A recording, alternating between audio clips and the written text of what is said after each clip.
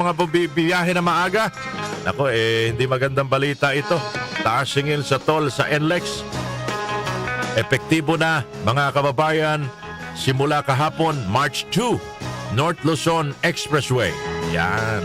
Punsod nito, ang toll mula Balintawak hanggang Marilao, Bulacan exit ay nadagdagan 5 piso para sa Class 1 vehicles, mga kutsiba.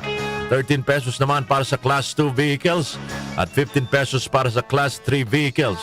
Ang toll naman para sa end-to-end mula Balintawak hanggang Santa Ines, Mabalac at Pampanga ay nadagdagan ng 57 pesos para sa Class 1 vehicle, 142 para sa Class 2 vehicle at 171 pesos para sa mga Class 3 vehicles. O, nagtaas kayo ng toll fee. Abay, ayusin nyo na yung inyong mga scanner para hindi na ni-scan mula dun sa card, mga kababayan ng motorista, sa RFID card.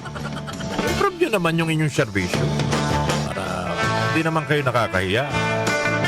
Diba? Imbes na mabilis, high-tech na nga tayo eh. Bagong Pilipinas na nga, mga kababayan eh.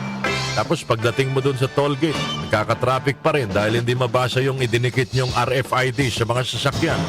Ano ba yan, mga kababayan? Palpacation? Tapos maniningil kayo ng apakamahal